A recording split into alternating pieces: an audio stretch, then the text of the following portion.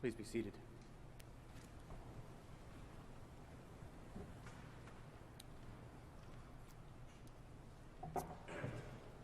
The watery chaos of creation, the churning torrent of a flood, the tempest of a storm at sea, the swift moving current of a river pulling you into the depths as the baptizer holds you under.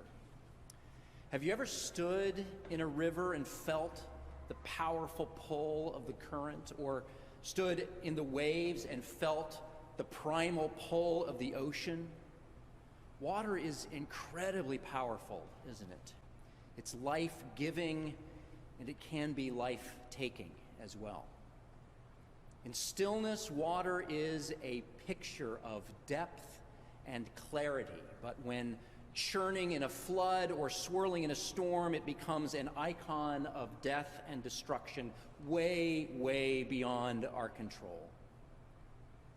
In her sermon on baptism last week, Tammy highlighted all of those images that are contained in that stone and metal evoked in the baptismal liturgy that we will participate in just a few moments. In creation, God contains the chaos of the sea by bounding it with land. And then we, in imitation of God, tame the power of water by damming rivers and channeling streams and directing it into pipes and reservoirs and cisterns where it becomes ordinary, commonplace, a resource used for washing and drinking and cooking and generating electricity. It becomes something that we often don't think too much about until it runs low. Sometimes we're even creative enough to take water and combine it with grapes and yeast and concoct wine to celebrate, to maybe break through a few barriers and allow ourselves to dance and to sing. There's a direct link between the font and all of those primal images of water. There's also a direct link between the font and the altar, the wine and the blood of Christ. But largely life goes on and we don't think too much about water or wine, but sometimes the wine gives out. Sometimes the cisterns run dry.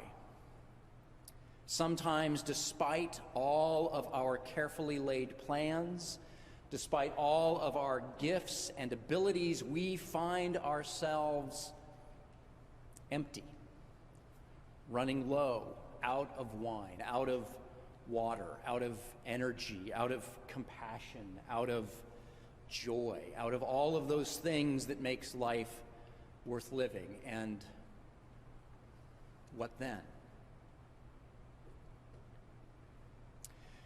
This week I came across a piece by Lutheran minister Nadia Bolz-Weber. It was written in August of last year, but it resonated really strongly with me this week.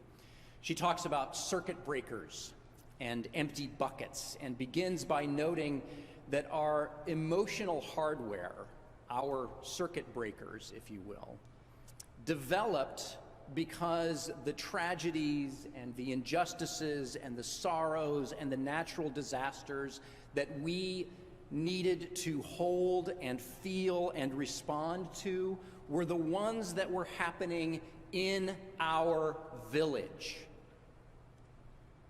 Our hearts evolved, she says, to respond to things close to home. But now we are confronted with and often expected to feel and hold and respond to every tragedy, every injustice, every sorrow and natural disaster happening to every human across the entire planet in real time, every minute of every day.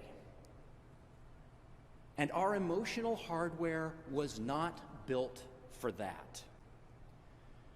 So if you keep feeling like you've run out of juice, like you just can't right now, like you've tripped a breaker somewhere, or that one of the levees that you have carefully sandbagged to keep the torrent of life at bay has sprung a leak, or maybe even that the skies have opened up and the deluge has begun. If you feel that way, friends, you are not alone.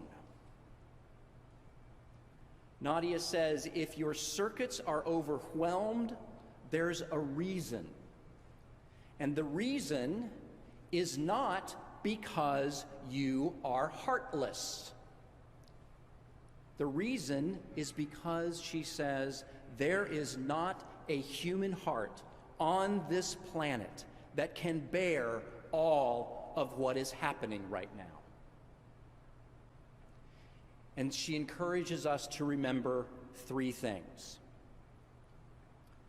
One, we are still living through a global pandemic, and that means that the baseline of anxiety and grief is higher than ever, and it is shared by everyone. Two, the world is on fire, literally and metaphorically. But three, I have only so much water in my bucket to help with the fires. And so it's okay to focus on just one fire. It's okay to do what is yours to do, to say what is yours to say, to care about what is yours to care about, and let the rest go. That's enough, she says. And this is not an invitation to be selfish or stick our heads in the sand. It is an invitation to focus on what is actually yours to do, and to be grateful for what you can do, and also be grateful to all of those people who are dealing with all of those other fires that you have no water for. So we're at this wedding, and the wine gives out, and the jars are empty because everyone has washed up before the party. And it's not like they can just run down to the liquor store and pick up some more. And maybe some people are thinking, well, that's just the way it is, I guess. Maybe some people are throwing some shade. Maybe there's some finger pointing and some whispering and shaming and blaming the organizers. I mean, how could they possibly not have prepared for this? But none of that is in the text, right? All that's in the text is this. There's a terse conversation between Jesus and his mother. But then all anyone does after that is only what they can do. The servants do what Jesus tells them. They do what is theirs to do, and they fill up the empty jars with water, and then take some to the head wedding planner. That's it. The servants do the one thing that is theirs to do. And Jesus produces wine. And better wine than any of us could ever hope to produce. God takes this powerful, common resource, water, and transforms it into something more, something joyful, something that enables us to celebrate the miraculous and the mundane. And as brilliant and as gifted as we all are, the ability to render that kind of transformation, the capacity to hold and feel and respond to all of the joys and all of the sorrows in the world is far, far beyond us. What's really necessary is to do what the servants did, to do the work that is in front of us, to do the work that Jesus gives us to do, the work that is ours to do.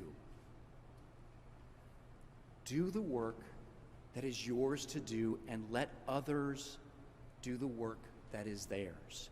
Say the words that are yours to say and give others space to speak. Care deeply about the causes that are yours to care about, and be thankful for everyone out there doing and saying and caring about all of the things that are not yours. The people that are putting out the fires that you have no water for right now.